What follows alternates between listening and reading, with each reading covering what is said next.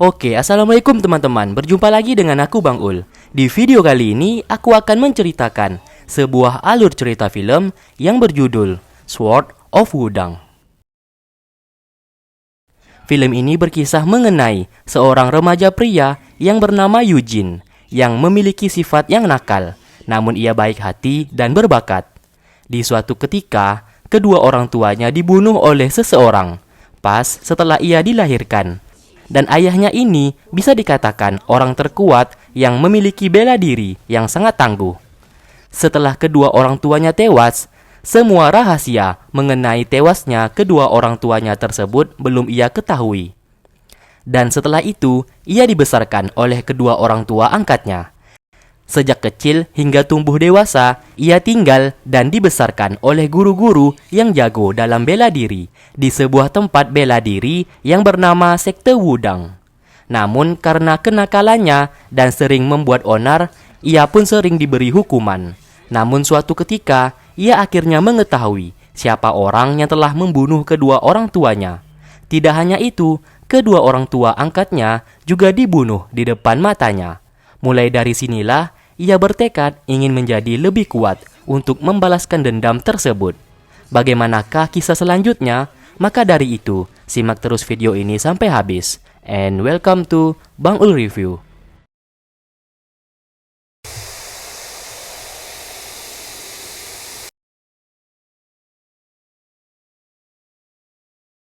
Di awal cerita, kita dibawa ke sebuah latar belakang dari kedua orang tua Eugene. Sang ayah bernama Jingxi dan ibunya bernama Yuyan. Saat ini, Eugene belum lahir dan masih di dalam kandungan sang ibu. Mereka berdua hidup di dalam serba kekurangan, sehingga untuk makan sekalipun, Jingxi hanya mampu membeli ekor ikan saja untuk makan malam. Namun meskipun begitu, Yuyan, sang istri, tetap mencintainya, meskipun mereka hidup dalam kesusahan. Di waktu bersamaan, terdapat kerajaan yang bernama Tiga Bendera yang dipimpin oleh seorang raja bernama Nurhaci. Diceritakan saat ini, kerajaan terkuat dan memegang kendali penuh atas dunia adalah kerajaan Ming. Oleh karena itu, Nurhaci selaku raja dari kerajaan Tiga Bendera berniat menghabisi kerajaan Ming dan merebutnya. Kembali ke mereka. Di saat itu, mereka berdua tak sengaja bertemu dengan seorang anak perempuan yang membawa burung pengantar surat. Yuyan sangat menyukai burung tersebut. Namun, saat hendak dipegang, tiba-tiba seekor burung elang membawa burung putih tersebut. Jingxi lalu mengejarnya karena bagaimanapun juga burung putih itu milik anak kecil tadi. Setelah berhasil menangkapnya, tiba-tiba ada segerombolan pasukan yang datang dan memarahi tindakan dari Jingxi karena burung elang itu merupakan milik pasukan mereka. Karena Jingxi tak memperdulikan mereka, pasukan itu pun tiba-tiba menyerangnya. Namun, mereka dengan mudah dikalahkan karena Jingxi memiliki bela diri yang sangat hebat.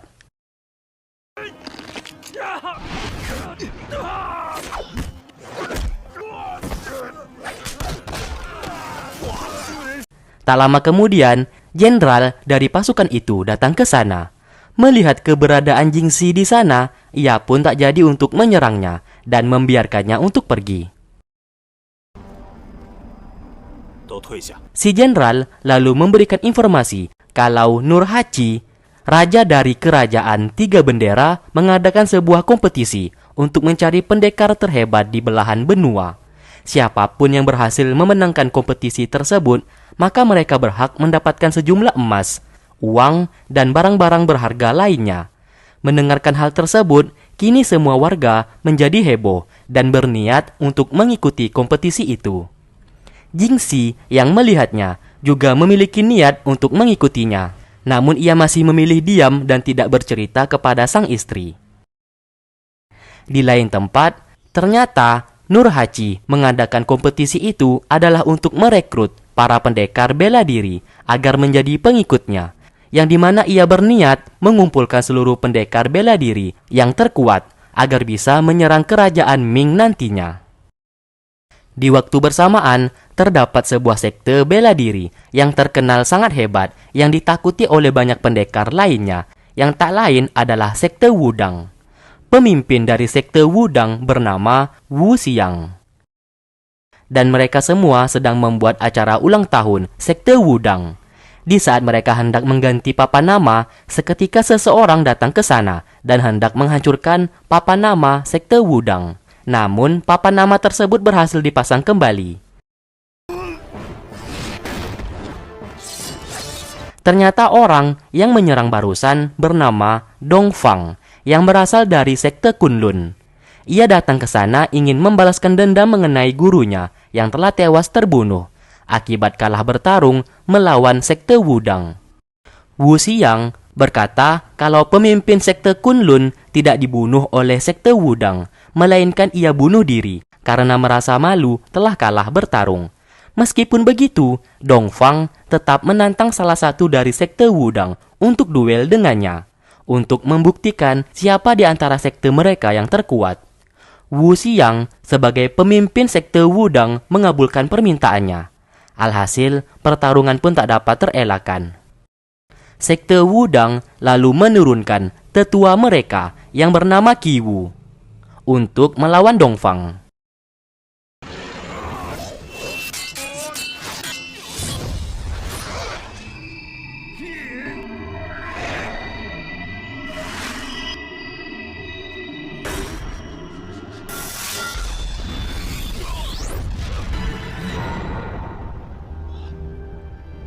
Namun, hasil dari duel mereka berakhir imbang. Mereka berdua pun sama-sama terluka dalam. Oleh karena itu, Dongfang pergi dari sana dan berjanji akan kembali lagi setahun sekali untuk menantang sekte Wudang hingga ia benar-benar bisa menang nantinya.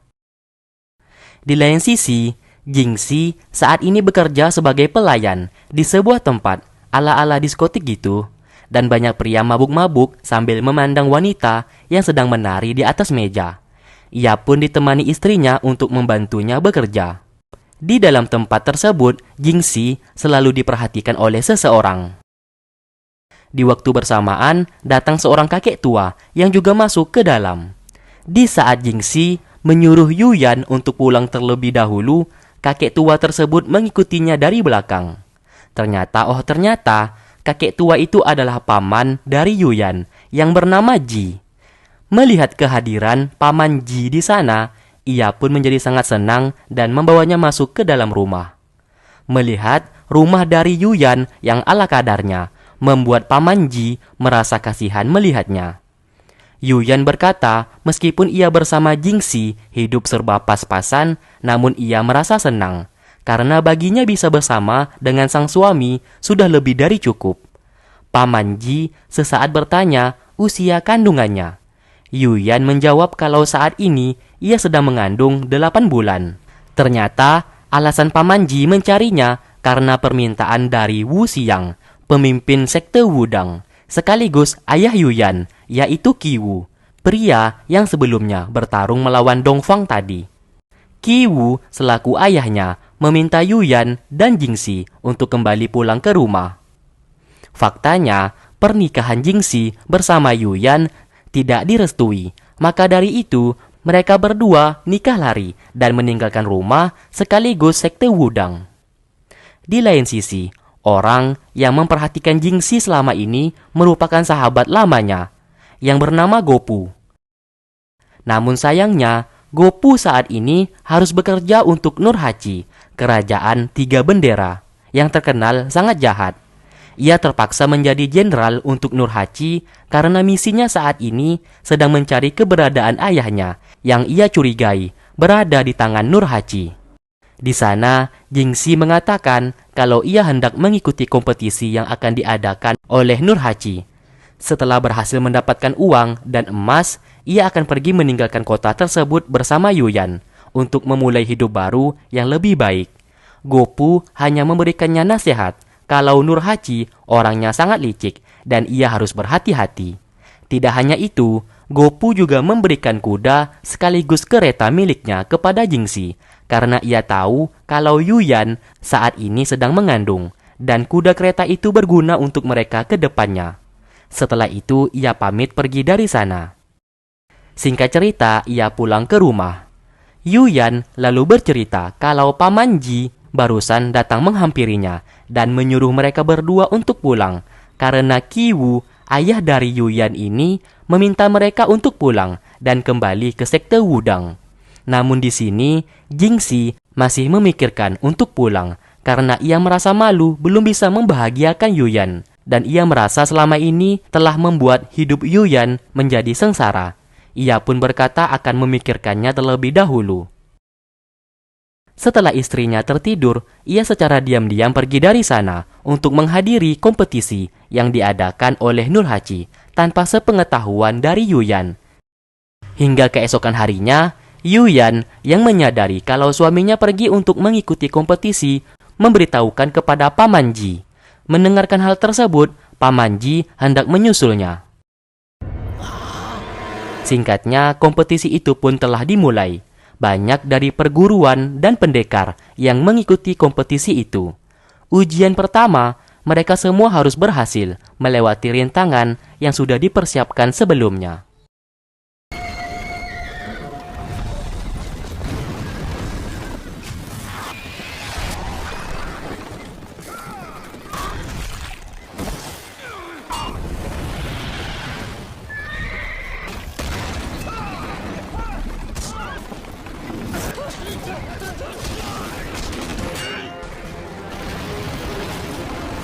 Setelah berhasil melewati ujian pertama, mereka pun masuk ke ujian kedua, yang dimana pasukan milik Nurhaci memanah ke arah mereka semua dan bersembunyi di balik gunung salju. Tentu saja hal tersebut menggugurkan sebagian pendekar dan tewas di tempat.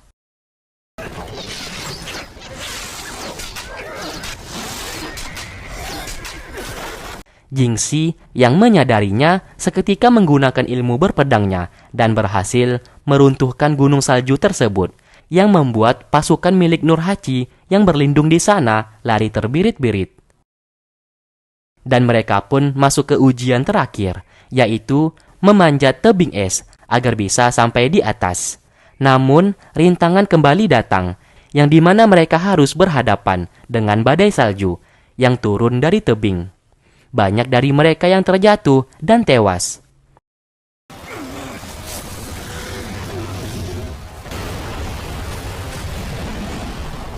Sesaat, Jingxi mencoba menyelamatkan seorang wanita yang hampir saja terjatuh dari tebing tersebut.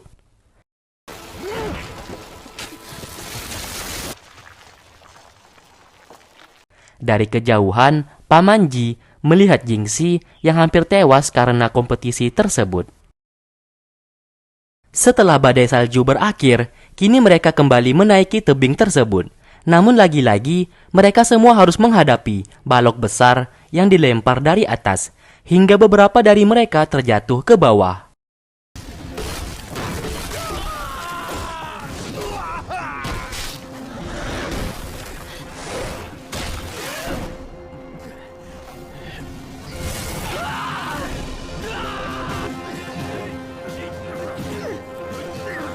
Singkat cerita, kini tersisa beberapa dari mereka yang berhasil menyelesaikan semua ujian.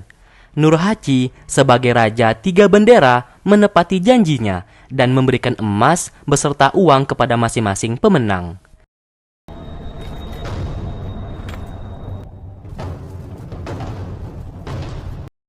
Di sanalah Nurhaci berkata kalau mereka semua bisa menerima hadiah tersebut, asalkan menjadi pengikutnya.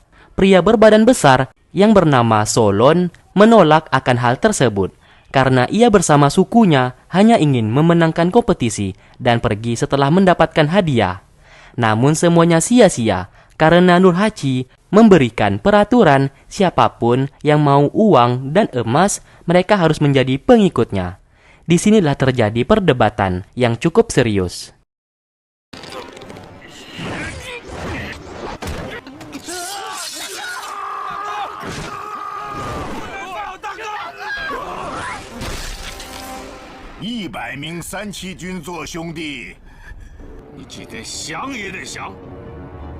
Yang pada akhirnya Solon bersama anak buahnya setuju untuk menjadi pengikutnya, namun dengan satu syarat, yaitu mereka ingin hidup bergelimangan harta dan tidak kekurangan. Tentu saja Nurhaci menyetujuinya, namun tidak dengan Jingxi bersama beberapa orang lainnya yang jelas-jelas menolak untuk menjadi pengikut Nurhaci. Alhasil, Jingxi dan beberapa rekannya diserang. Namun mereka semua tewas terbunuh, dan tersisa Jingxi yang masih sanggup melawan pasukan di sana.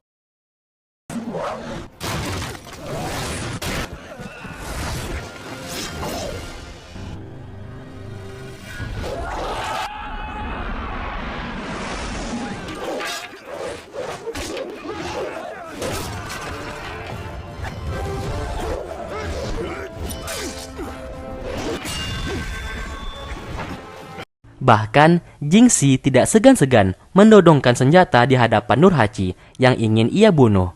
Namun ia gagal karena penjaga milik Nurhaci menggagalkan niatnya. Dari sinilah Nurhaci sangat segan kepadanya dan mengajak Jingxi untuk menjadi pengikutnya, dan ia akan dibayar mahal. Ia berjanji akan memberikan apapun yang diinginkannya. Jingxi mengaku kalau ia berasal dari kerajaan Ming dan tinggal di perguruan sekte Wudang. Semua ajakan Nurhaci ia tolak mentah-mentah. Alhasil, pertarungan pun kembali terjadi.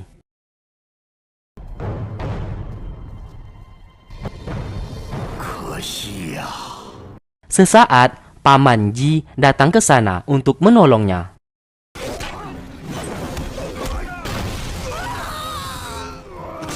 Namun terlihat Paman Ji tiba-tiba diserang oleh pria bertopeng milik Nurhaci. Mereka berdua pun duel menggunakan jurus yang sama dan sama-sama terpental. Paman Ji berkata kalau pria bertopeng itu menggunakan jurus tapak wuji yang berasal dari sekte Wudang mereka. Setelah itu mereka berdua pun segera pergi dari sana. Pria bertopeng lalu melapor kepada Nurhaci kalau Paman Ji merupakan salah satu dari keempat tetua di perguruan sekte Wudang, dan Jingxi merupakan murid nomor 1 di perguruan sekte Wudang.